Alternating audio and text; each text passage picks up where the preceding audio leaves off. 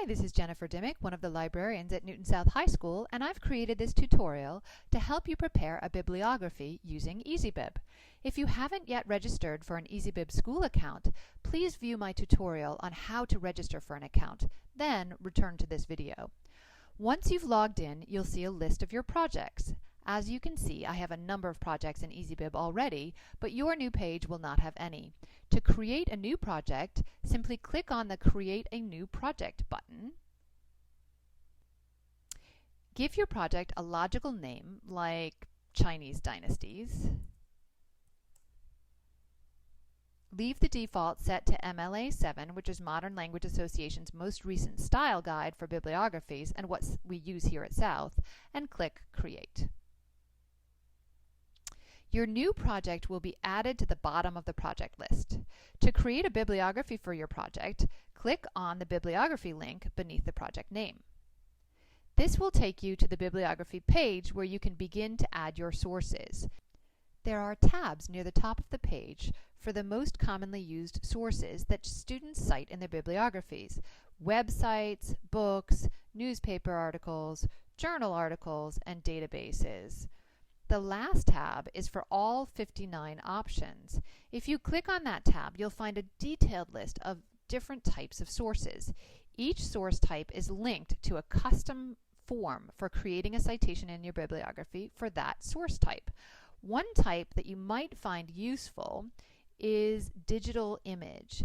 You should use this when you need to cite an image or photo that you found on the internet. Remember, it's not just books and articles that need to be credited in your bibliography, but images, videos, music, etc. all need to be credited when you're doing a multimedia presentation. Let's go back to the common forms and select book. Here you have two choices. You can select manual entry to fill out all of the required information for yourself, or you can try to let EasyBib automatically create the citation for you. First, let's take a look at manual entry. This takes you to a manual entry form. Ignore the auto cite box at the top. You can see there are 4 different tabs for different types of books. If you hover over each of them, EasyBib's Learn Cite box explains the differences between them. For each section of the form, when you click inside a box, the Learn Cite feature will explain what you should be typing. And it will also begin to build your citation as you type. This way you can see how the citation is being created step by step. So if I type in an author's name, say John Green, EasyBib will automatically change it to the proper format of last name followed by first name. To add other authors, click on Add Another Contributor. Then you would complete the rest of the information in the form, so the title of our source is The Fault in Our Stars. I don't have information about volume and edition, but I do know the publisher, which is Dutton in New York. And the year is 2012. And you can see as I am typing, the Learn Cite box is showing me what my citation will look like. If you need to add an annotation, you can simply click the Add an Annotation button and type in your notes on that source. You only need to do this when your teacher has specifically asked for an annotated bibliography in which you add notes about the value and purpose of your sources.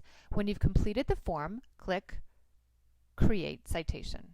If you decide you want to try AutoCite instead of manually entering the data for your citation, then you can search EasyBib's database for your book by entering its title, author, or the 10 or 13-digit ISBN number found on the back of the book above the barcode. I find that using the ISBN, or International Standard Book Number, is the fastest and most precise way to find the book you're looking for. EasyBib shows you an example, so let's try one. Looks like there is an ISBN number example for Catcher in the Rye, so I'm going to copy that and I'm going to paste it into the AutoCite box and click on AutoCite. And you can see that 2 books come up. Both of them are The Catcher in the Rye, but one is published by Back Bay Books and the other is published by Little Brown. So you'll need to confirm which one is the book that you're actually pulling from, and mine will be the Little Brown book. So I'll click on that, and you can see that the citation has been created for me. But it does ask me to confirm or modify the information below. First, it assumes that my book is in print, but you can switch that to website or database or ebook where relevant, and different information will be required. Here we can see that the information seems to be correct, but the title isn't properly capitalized. When I click on the box, it shows me what the citation will look like, and lo and behold, EasyBib has fixed the capitalization for me already. Note that even with AutoCite, EasyBib rarely has complete information for your bibliography. Try to fill everything out before creating your citation. If you're unable to find the missing information, read the clues EasyBib gives you through LearnCite. For example, if I click on the vol box, LearnCite tells me what this is. If you determine that the information that's missing either does not apply to your source or is not available, just leave it blank. When you're done, click Create Citation. Then you're taken to your bibliography where you can see the final citation. If you need to create a parenthetical citation for the source, let's say I'm using a quote from Catcher in the Rye in my paper, and I need to add a parenthetical citation at the end of the quote. Then click on Parenthetical, and a window appears for you to create the parenthetical citation and copy and paste it into your paper. You're going to need to add the appropriate page number, and switch to title if it turns out that you have multiple sources by one author. Then copy and paste the citation into your paper at the end of the sentence in which your quotation occurs. You can continue to add sources to your bibliography by creating new citations. To auto-cite a website, you simply copy and paste the URL into the Cite This box. If your website isn't found, then you'll need to complete the form manually. Hopefully, a lot of your sources will come from the school library's databases. To create citations for database articles, go to the Database tab. Since all of our databases provide complete citations for you, the easiest way to get them into EasyBib is to select Copy and Paste here, and then simply copy and paste the source citation from the database into this box. The only downside is that you lose the italics, so you'll have to add that back in. You can either do this at the end once you're ready to print your bibliography out, or you can use a little HTML code to do it in this box. For example, I have a citation from the Gale Virtual Reference Library, which I'm going to copy and paste into my bibliography. Now, I want to italicize a few things before finalizing it, so I don't forget. To do this, follow the instructions beneath the box by adding this little bit of code before and after the words you want to italicize to tell it where to start and stop italicizing, and then create citation.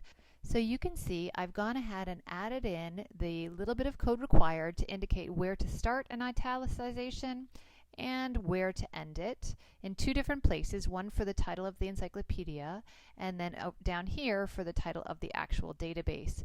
So now I simply click Create Citation, and you can see here is my citation, and both of these two titles have been properly italicized.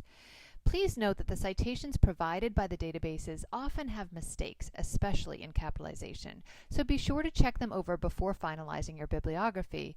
To edit a citation once you've created one, just click on the Edit button. If you're having trouble finding all of the information required on one of the EasyBib forms for creating citations, take a look through EasyBib's great citation guide up here. It provides helpful videos for where to find important information like copyright dates, publishers, etc. for a variety of different source types.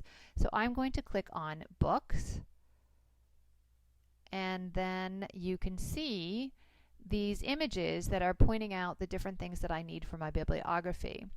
Notice the different source types that now appear in the left margin. For example, if you're not sure where to find what you need to cite a photo or digital image, you can select that option to get a lot more visual assistance on how to do it for the different kinds of photographs. So you can see if you're citing an original photograph, here's the information, photograph in print, photograph via a website, which I imagine a lot of you do, you can find the information about how to create your citation by looking at this great citation guide.